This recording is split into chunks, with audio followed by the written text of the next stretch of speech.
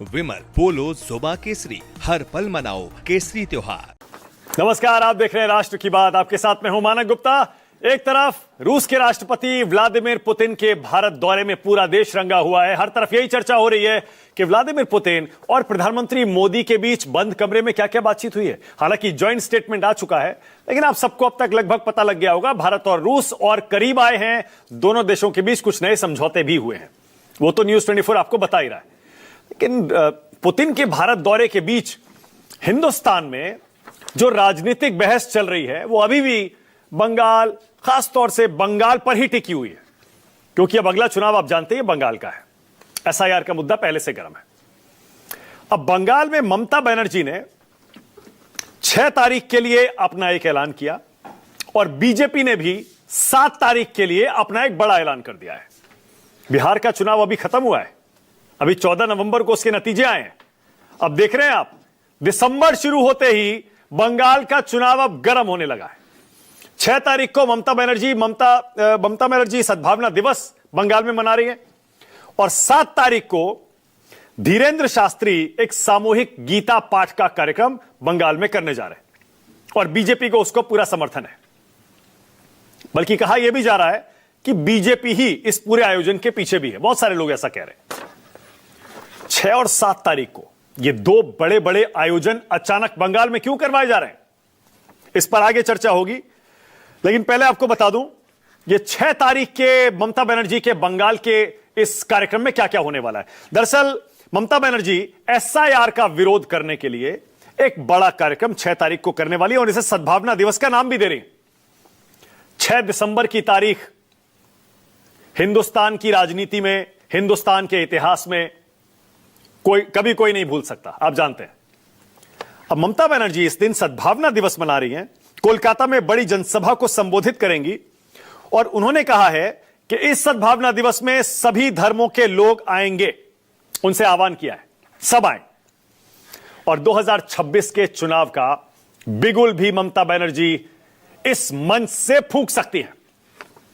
मानकर चलिए कल के बाद बंगाल का चुनाव शुरू हो जाएगा औपचारिक तौर पर।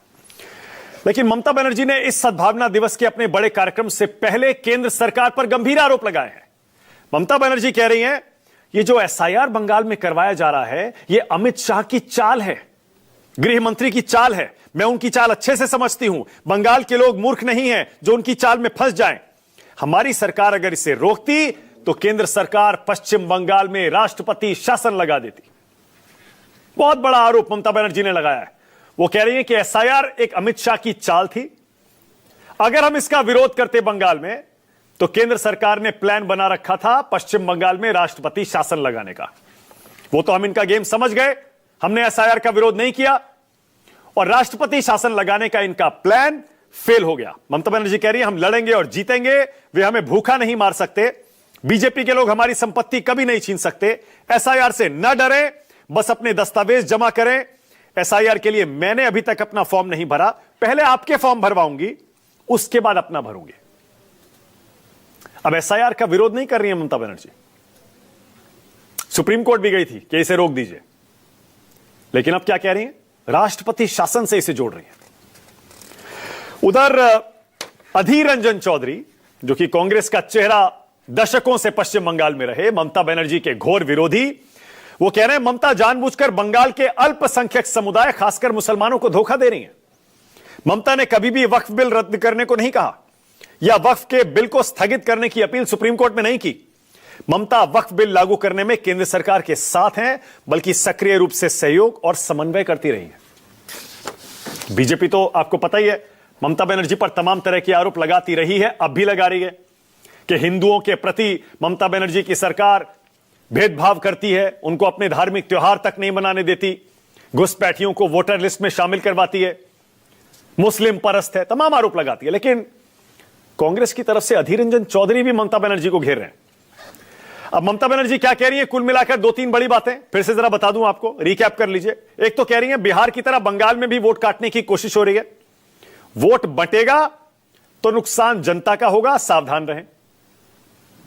ये ममता बनर्जी के। फिर आगे कहती हैं एनआरसी और डिटेंशन कैंप पर, वो कहती हैं बंगाल में और एनआरसी और डिटेंशन कैंप तो कभी नहीं आने दूंगी, गला रेत दो तब भी किसी को बाहर नहीं जाने दूंगी बंगाल से, यह मेरी गारंटी है। फिर कह रही है कोई नई जमीन वक्फ नहीं बनाई जा रही है, बंगाल में पुराने डेटा ही अपलोड हो रहा है। जो अधीर रंजन चौधरी ने आरोप लगाया ना वक्फ पर केंद्र सरकार का साथ देने का, उस पर भी जवाब दे रही है।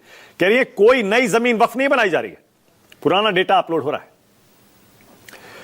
अब इस बीच जैसा मैंने बताया 7 दिसंबर को बागेश्वर धाम के बाबा बागेश्वर कोलकाता पहुंचेंगे।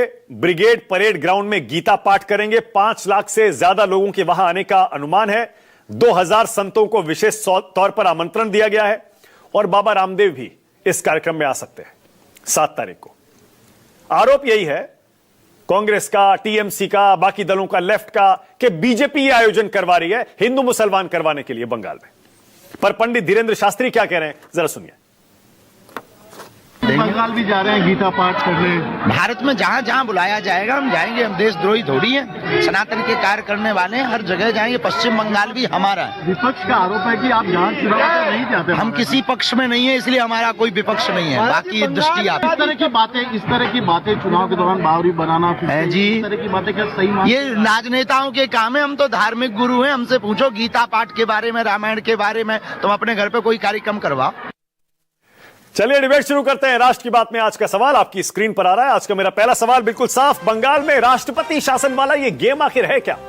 ममता बनर्जी जो आरोप लगा रही है कि केंद्र सरकार राष्ट्रपति शासन लगाना चाहता था। और दूसरा, 6 और 7 दिसंबर को बंगाल में क्या कुछ बड़ा होने वाला है क्या?